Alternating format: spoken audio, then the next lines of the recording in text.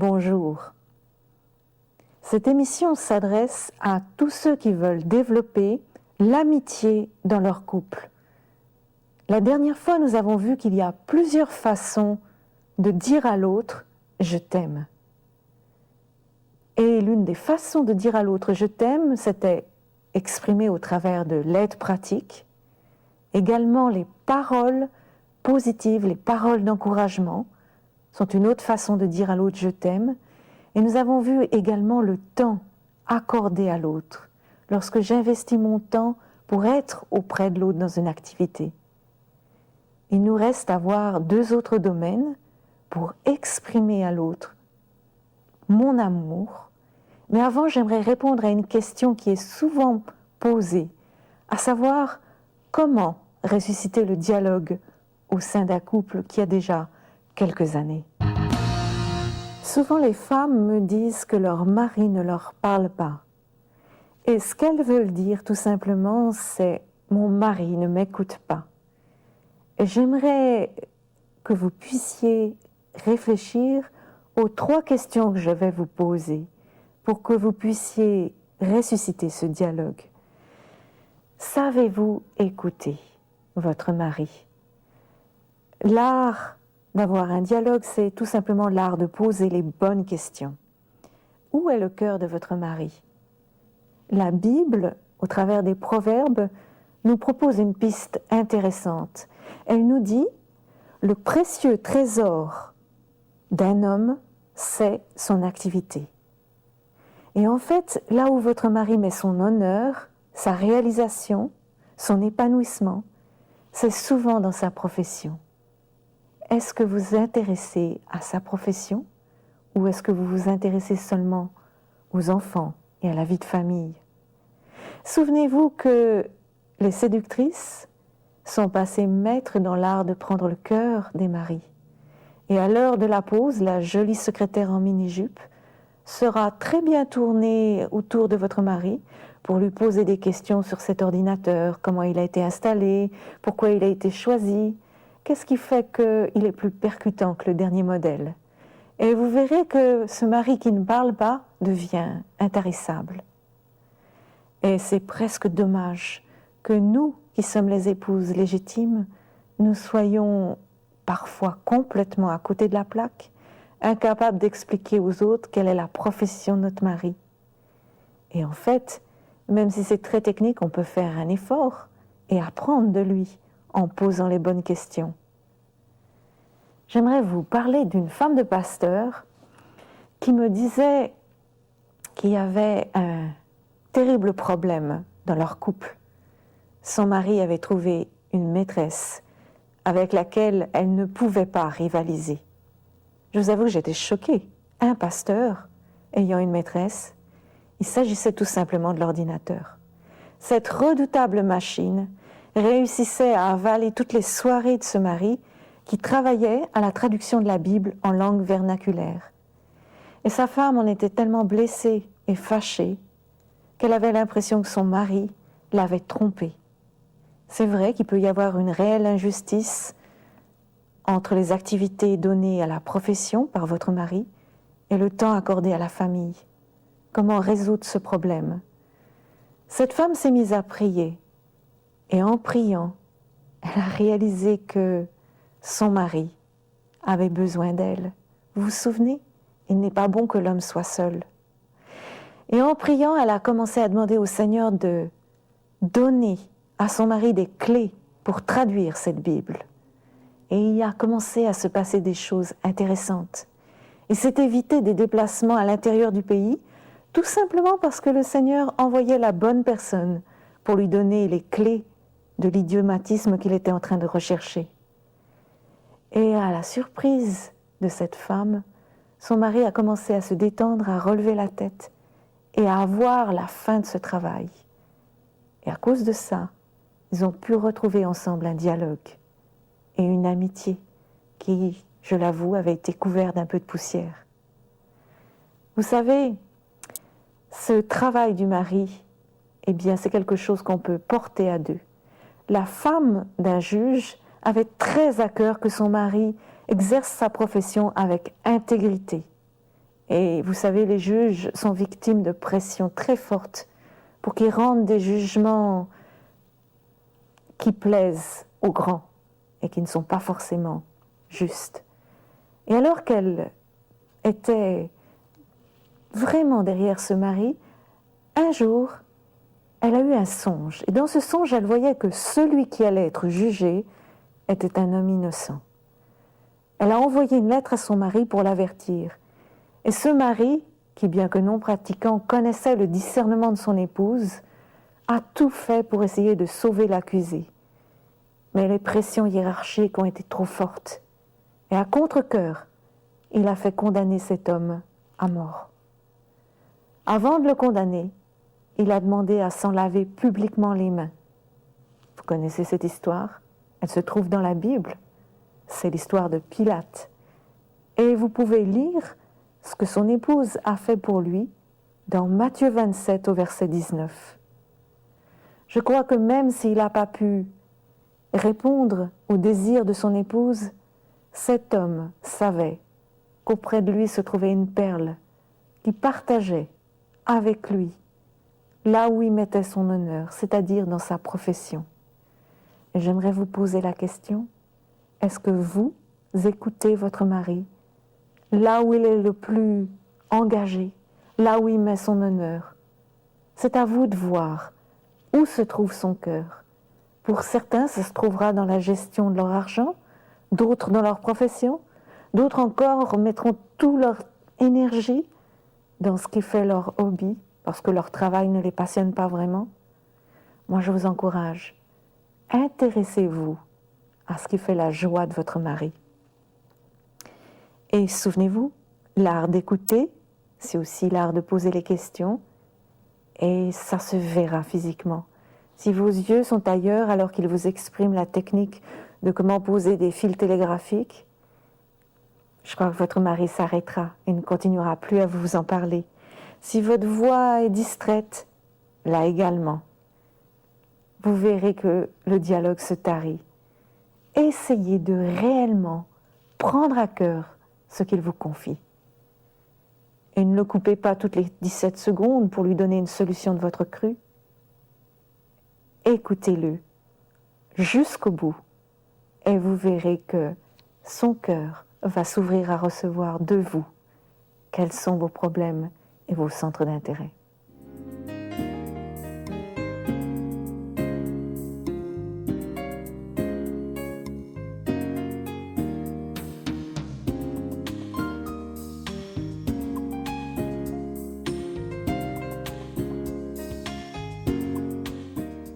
Une autre façon d'exprimer l'amour, c'est de donner un petit cadeau. Vous savez, les petits cadeaux qui entretiennent l'amitié. En fait, les fleuristes ont trouvé un excellent slogan en disant « dites-le avec des fleurs ». C'est une façon de montrer son amour, ses excuses, ses regrets. Aimer, c'est donner. Et Dieu n'a pas cessé de nous donner. Il nous a donné son Fils unique, il nous a donné une vie nouvelle, il nous a donné sa présence, son pardon. Et il m'a donné une grande famille, des frères et sœurs de toutes sortes. Dieu ne cesse pas de me donner. Quand on aime, on donne. Et je crois que c'est tout à fait naturel. Lors d'un séminaire, un homme a entendu parler de ces 5 façons de dire à l'autre « je t'aime ».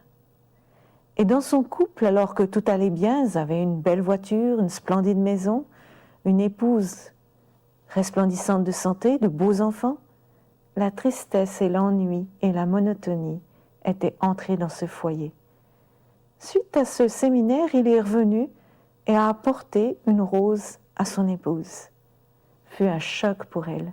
Depuis 15 ans qu'ils étaient mariés, jamais il ne lui avait apporté des fleurs. Le surlendemain, il lui a apporté une pizza et il avait téléphoné depuis le bureau pour s'assurer que pour le repas, ça conviendrait. Sa femme en avait les larmes aux yeux, tant elle était touchée que son mari prenne la peine de lui exprimer son amour au travers des petits cadeaux. C'est vrai, il passait l'aspirateur, tondait la pelouse, faisait des tas de choses pratiques, mais au travers de toutes ces activités, elle n'avait pas capté ce message qu'elle était aimée. Mais au travers des petits cadeaux, pas forcément trop cher, elle a reçu tout à nouveau l'assurance d'être aimée. Et ce couple qui battait un peu de l'aile s'est de nouveau soudé ensemble d'une façon tellement positive. Vous savez, même lorsque le couple arrive au bout, il y a toujours une solution.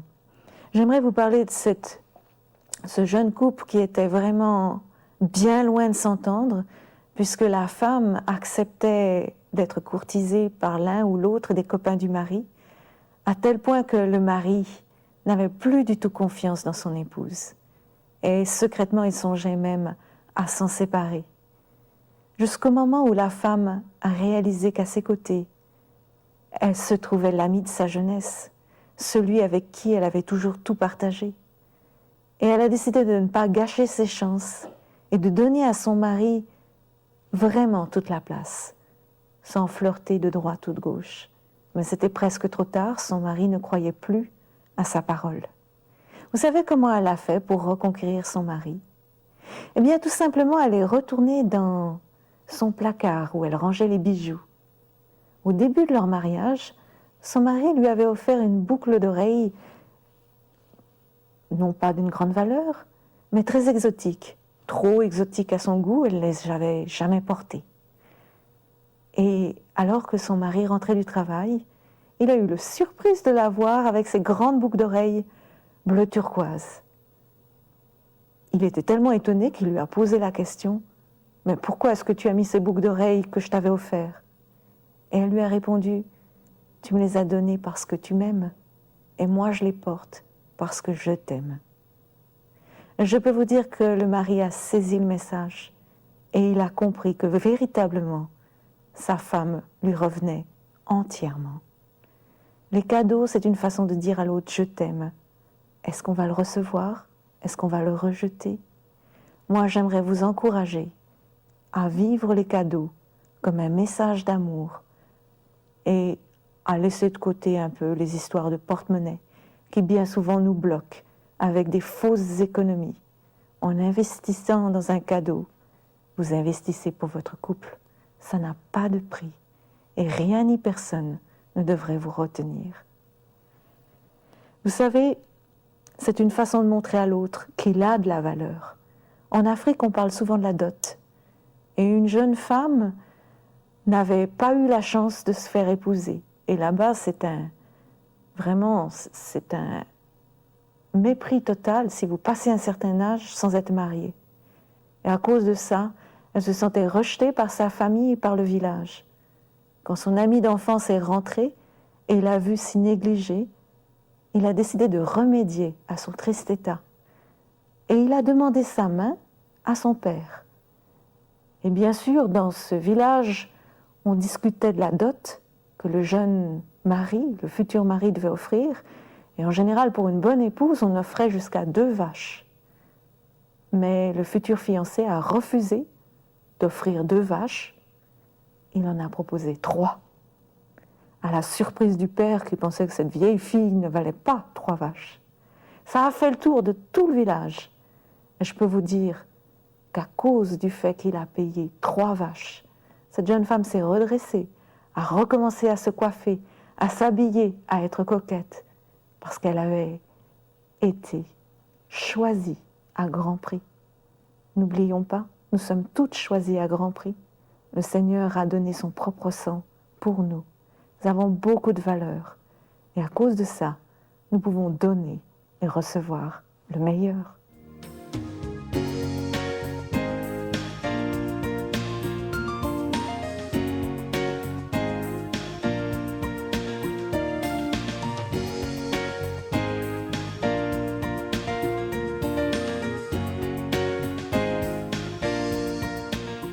J'aimerais vous parler d'un domaine qui exprime très puissamment l'amour conjugal, le contact physique. Et en fait, le contact physique, c'est quelque chose où on est fortement influencé par le modèle de nos familles, par la façon dont nos parents nous ont traités. Et c'est vrai que se toucher, c'est quelque chose qui rassure, console. J'aimerais ajouter que ça ne concerne pas simplement le domaine des relations sexuelles, c'est plus large que ce domaine. Pour les couples, c'est une façon de dire à l'autre « je t'aime, je suis avec toi » et non pas contre toi. Un mari avait une épouse qui avait toujours entendu son père lui dire « Ah, quand je suis à table et que je vois tout ce qui est devant moi, ce bon repas, je sais que ma femme m'aime. » Et elle s'était donné beaucoup de peine pour devenir un cordon bleu, alors que son mari se serait contenté d'un peu de purée et d'une tranche de saucisson. Elle lui faisait des festins et passait des heures et des heures à la cuisine, dans l'espoir de lui convoyer ce message « Je t'aime ». Et en parlant avec lui, elle s'est rendue compte que ses efforts n'aboutissaient pas et que le mari se sentait plus frustré qu'autre chose, à tel point qu'ils ont dû aller voir leur pasteur pour essayer de trouver comment renouer et revivre la flamme des premiers temps. En s'entretenant avec le mari seul à seul, le pasteur a vite compris de quoi il retournait. Le mari s'exprimait en disant « Mais je trouve que ma femme se fatigue beaucoup trop en se donnant tant de peine dans la cuisine. J'aimerais qu'elle puisse avoir davantage d'énergie ailleurs. » Entre hommes, on se comprend à demi-mot. Et le pasteur a très bien saisi que le davantage d'énergie, c'était au moment du coucher, que le mari aurait aimé voir sa femme bien réveillée et capable de lui répondre. Il en a parlé à l'épouse, et celle-ci était à 100 lieues de s'imaginer que le problème résistait à ce niveau. En fait, le problème des relations conjugales tourne parfois autour d'une simple petite pierre d'achoppement, l'épuisement physique de l'épouse en fin de journée. Pourquoi ne pas en parler? Si certains sont des couche-tôt invétérés et d'autres des lève-tard impénitents, je crois que si on se met à deux, on peut trouver des solutions pour résoudre ce problème. Il y a aussi le fait que nous avons en tant que femmes le privilège, mais aussi en même temps la responsabilité d'emmener dans la chambre à coucher tout ce qui nous a fatigués, tendus, énervés, et alors que le mari peut le laisser à l'extérieur très très facilement. Quelqu'un a traduit ça en disant que les femmes ont de grandes oreilles et les hommes ont de grands yeux. Qu'est-ce que ça voulait dire? Je crois que les hommes sont tout simplement très sensibles à l'aspect physique, à la beauté de la femme, alors que les femmes seront beaucoup plus attentives aux paroles de paix, aux paroles gentilles, aux paroles qui rassurent, aux paroles qui vont détendre l'atmosphère. Et les maris traduisent ça en disant « ma femme est un morceau de bois ». Et les femmes traduiront ça en disant « mon mari me saute dessus sans me parler, sans même m'accorder d'attention ». Je crois qu'on peut se rejoindre et que les maris peuvent découvrir que les femmes ont des oreilles et les femmes peuvent découvrir que leurs maris ont des yeux. Souvent, avec le temps, on oublie de se faire jolie, on oublie de prendre le temps d'être attirante et on considère la chose comme un peu secondaire, comme acquise. En fait, être attirante et savoir parler au cœur de votre épouse, ça se rejoint, je dirais même ça se conjugue. Et puis vous savez, notre éducation ne nous a pas préparés à vivre les relations sexuelles d'une façon satisfaisante, malgré la tonne de bouquins qu'on peut trouver dans les librairies. On se trouve bien souvent emprunté de savoir satisfaire notre époux. J'aimerais vous dire, ce n'est pas grave. Votre meilleur guide, ce n'est pas du tout un bouquin, mais c'est votre conjoint. Pourquoi ne pas lui demander ce qui lui fait plaisir, ce qui l'attire ou ce qui le repousse? Chacun est totalement différent. Une femme a fait ce pas de s'adresser à son mari et de lui demander qu'est-ce qui lui plairait dans le domaine des relations sexuelles. Elle a eu beaucoup de courage, car dans son milieu, ce n'était pas des choses dont on parlait. Et vous savez quelle a été la réponse du mari? Eh bien, son mari lui a dit, mais depuis le temps où moi je m'adresse à toi pour te demander ce qui te plaît et ce qui ne te plaît pas, enfin tu t'adresses à moi pour t'intéresser à mon cas. je crois que l'un envers l'autre, nous avons des pas à faire pour grandir dans ce domaine qui est souvent négligé parce que nous n'osons pas exprimer, ni l'un ni l'autre, nos besoins dans ce domaine. Alors, essayons en tant qu'épouses de déposer nos fardeaux avant d'entrer dans la chambre à coucher. Et si nous n'y arrivons pas, ben nous avons le droit de les déposer aussi sur l'épaule de notre mari, qui est beaucoup plus large et beaucoup plus solide que ce qu'il n'y paraît. Et l'un dans l'autre, une croissance est possible. Ça demandera un don de soi, c'est vrai, mais ça vaut la peine. Si on aime, on est prêt à s'adresser aux besoins de l'autre avant que notre besoin à nous ne soit rempli. Essayez. Pourquoi ne pas lui demander ce qu'il en est et ce dont il a réellement besoin? Vous verrez, vous aurez des surprises.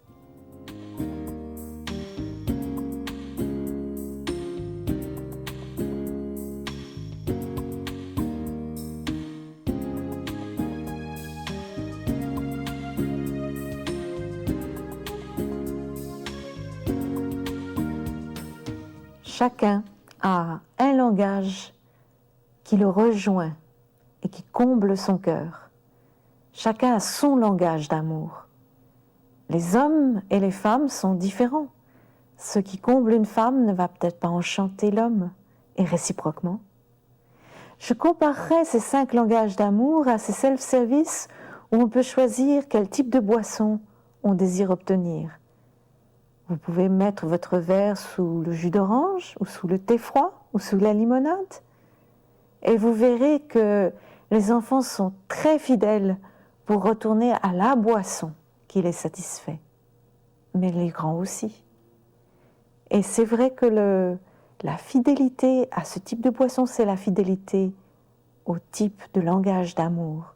C'est une belle illustration qui me parle. En même temps, je sais que la clé du robinet pour ouvrir la boisson peut parfois être cassée. Et il peut arriver que dans un couple, à cause des rancunes passées, à cause des vieilles blessures, le flot d'amour ne coule plus. Le robinet à la base est cassé. Que faire?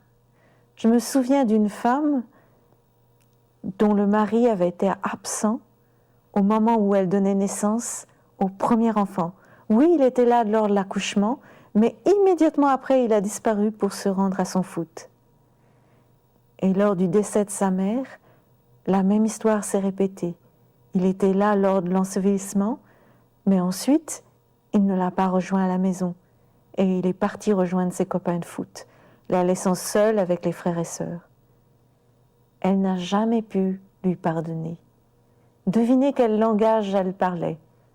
Bien sûr, le langage du temps passé ensemble, c'était ce à quoi elle était sensible.